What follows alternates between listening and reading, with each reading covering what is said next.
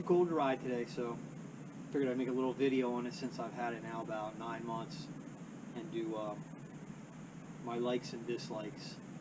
And I know this isn't a model they make anymore. This has been replaced by the FE, but these are still pretty widely available on Craigslist and such. So if anybody's looking at one, I'll give you my 2 cents on it, having it for the time that I've had it. I'll start off with the gearing. Very, very close ratio. And when I got it, it had 13 in the front, 48 in the back. I know a lot of people run like a 50 if you're in the woods. The 1348 was very, very low, and on the street it was too low. It's, you know, you couldn't even hit 50 without sounding like you were screaming it to death. So I dropped on the rear because I wanted to ride it on the road a little bit, so I went with a 43 on the rear.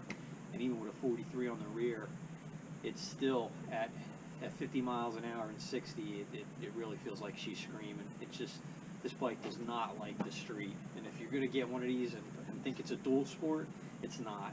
This is an enduro that you can make street legal. You know, it does have the signals and the horn and the mirror and all that crap, but it's by no means a dual sport bike. If you got a plan to do a day where you're putting more than a stretch on the road of, I would say, 5 miles or more, this isn't the bike for you. This bike is made for the woods. So that's my opinions on that. In fact, I'm going to put the gearing back. I'm going to gear it back down because I mainly ride it in the trails and in the woods and stuff. So there's no point in having the smaller rear because I lost a lot. Coming out of the corners, it took away a lot. And it took away the snappiness of third gear. I could power up wheelies in third with the 48 rear, and with the 43, you got to hammer, you got to drop the clutch hard to get it to pull the front wheel up in third. So definitely going to switch it back. And also for note on the street is the transmission's so close that even when you're taking off with the 43 on the back, if you're trying to accelerate, you're basically shifting as fast as you can. It just redlines each gear so fast. So that's my opinions on the gearing. What else I got written down here? The suspension's fantastic. Big jumps, drop-ins. It'll handle it just as good as a motocross bike, in my opinion, or almost as good. I mean, fantastic suspension. Nothing to complain about this suspension. Might take you a little while to get it set up, but once you get it set for your weight and your style of riding, phenomenal. When I got the bike, I'm the second owner. The guy had the forks up in the clamps a little bit, and it was really sketchy coming out of corners under power. If it was rough, it would get a bad head shake to it. So I dropped the forks back down. You know, the steering isn't as quick, but it's a lot more stable. So that worked for me. If you get one and you're having that same head shake problem, drop the forks back down. I've almost got them. Man, they're not even maybe an 1/8 or 1/16 of an inch above at the clamps there. The starting, these things, the electric start was disconnected. There's apparently a problem with these. Even when they work brand new, you were only supposed to use the electric start when it was cold. You weren't supposed to use it when it was hot. It has a hot start button on the fuel injection, and there's a technique to it, and it's 9 months in and I'm still figuring it out. And when I first got it, got to the point where I would kick it and kick it and kick it. I'd be so tired from kicking it. By the time I got it started, I was too tired to even ride anymore. So be patient with that, and like I said, sometimes it will kick back on you too, so don't kick this thing over with a pair of sneakers on, because you're asking for some sore legs, man. Definitely put your boots on. The weight's awesome. 249 pounds wet, and I weighed it myself with a full tank of gas, and I couldn't believe that. I read it in the specs, and I was like, yeah, that's probably, you know, with everything stripped off. 249 with everything in it, and you can't really find much except KTM that'll touch that. So the weight's great. because you know, weight in a day of riding, if you're going to do a lot of riding, the weight will really wear you out quick. And got nothing to say complaint wise about the weight. Handling, same thing. It handles just like a regular dirt bike.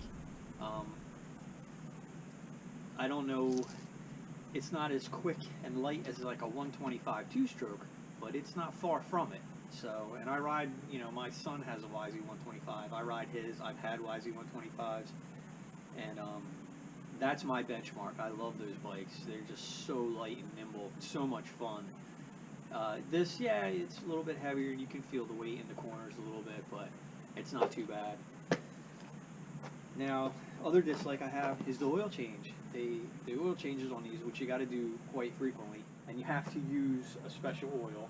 And I didn't grab a bottle, but it's a Castrol blend, and it tells you in the manual you have to use this certain Castrol blend. You can't buy it at any auto parts store. You got to order it off the internet. You got to buy a case at a time. So that's kind of sucky. The other thing is the oil drain is in the back, at the back of the engine here, and it's in between like the frame and the engine case. It's exactly where all the dirt collects from riding. So you got to like power wash it first before you even change oil, because there's so much gunk down there. And then secondly, you got to loosen a hose clamp and undo a bolt, and then take that off, and there's a long screen that slides out. You got to take that out, rinse it off, put that back in. And I mean, it's a tight area you're working, so it's really frustrating trying to get everything lined up to get the threads to line up in that very tight area. They could have made it a lot better. It's kind of sucky the way it is, especially on a bike where you got to change oil so often. So that's a complaint of mine. The oil filter, not too bad. That's a piece of cake. That's on the side. It's very small. This bike only holds a quart of oil. So that's my thoughts on the oil. I don't know what the new FEs are like, if they did something a little bit better, but in my opinion, if you got a bike like these, like all the higher strung 4-strokes, if you got to be changing the oil quite often like they do require, man, make it easier than that anyway. The tires that came on it, I don't know if these were the original. I would assume they were, because when I bought the bike it only had like 300 miles on it, so I'm assuming these are the tires that came on it. And the one thing you notice is that the back is like, I think it's a 140. It's very, very fat. There's a very, very wide tire, and it's a Michelin Enduro competition FIM. I guess they're like kind of barely street legal. They're a little bit harder on the compound to last, so I don't have any complaints with them. The front end doesn't wash out on me. You gotta keep, you know, an eye on the tire pressures. Because of the weight, I run them a little bit higher on this bike than what I would do on like a YZ.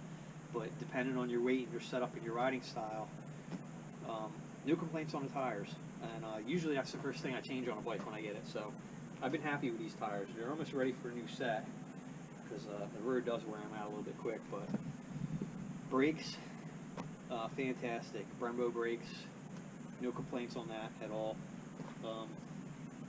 The stopping power's there. The seat is hard. It's not made for the street. As far as motocross bikes go, I guess it's standard. It was exactly probably what you would expect on any motocross bike. I just got back today from sitting on new CRF 450L.